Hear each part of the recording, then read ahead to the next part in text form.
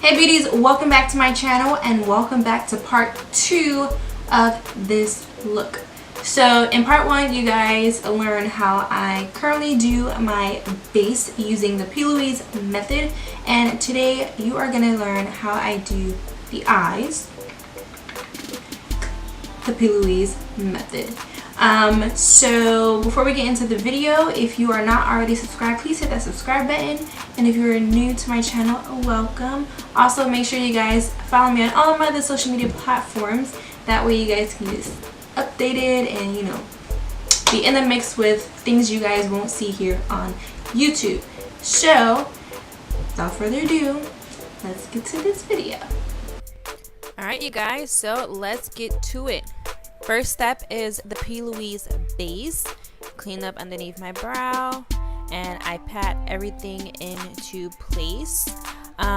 Quick side note, I have a giveaway going on my Instagram.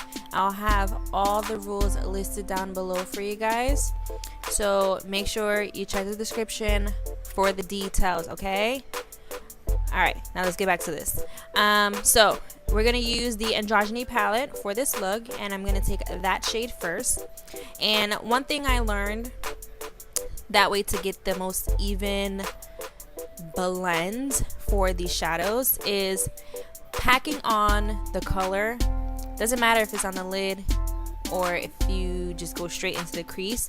I actually found it easier after my first class with P. Louise, that when it's starting off on the lid and then blending it upwards, it has a better transition because all of the pigment will stay below and it gets lighter and lighter as you gradually blend upwards. So you're gonna see in this next clip, as you guys see here, it's a lot lighter, and it's because I blended it out and I blended it upwards. And the way to blend so that everything looks flawless is blending in circular motions. So no windshield wiper motions, you guys. No more. Trust me, no more. Just circular motions, okay? So I go in with that second shade there, and again I'm gonna pack it exactly where I want it to be, and then I start to blend upwards. If you need to clean off the excess product on your brush, you can, or you can also go in with a clean brush to blend the shade upwards. That way you're not blending up too much product, like blending too much product upward. But I used the same brush and then I just cleaned it off a little bit, took off the excess, and then you see here circular motions, and I just start buffing out the edges.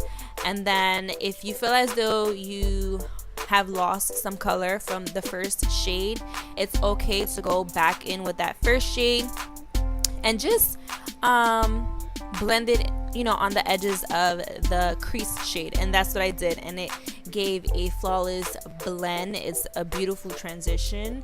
So that's something that I learned. So pack the shadow exactly where you want it and then blend in circular motions upwards. And the P. Louise base, you do not set, you guys. Patting the base in place is what sets it, okay? So make sure you do not set that base. Don't, okay? Just don't set it.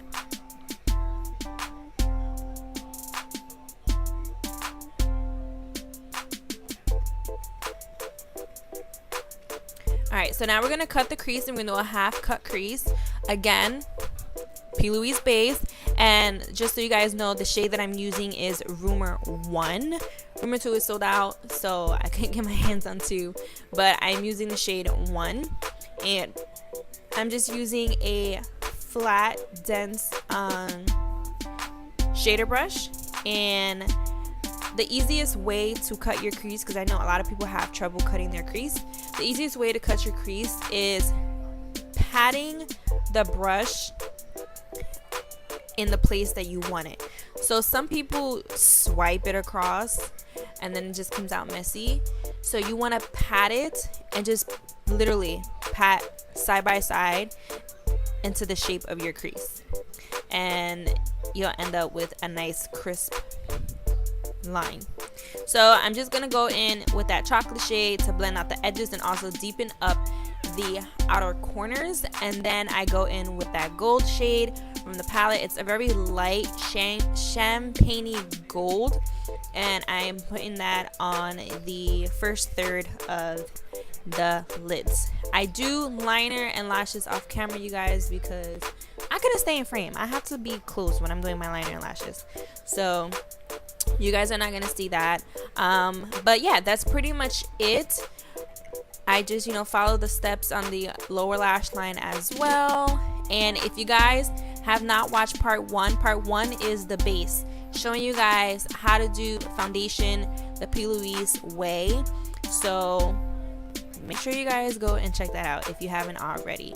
And also, again, I am hosting a giveaway, so please, if you want to enter the giveaway, please have not have everything. Read the description section. Oh my gosh, my words are all messed up. Read the description section for all the details, okay? And you must follow every single step, because if you don't, guess what? You're disqualified, okay? I will be checking. All right, so that's it, you guys. Hope you guys enjoy this, and I'll see you guys in the next video.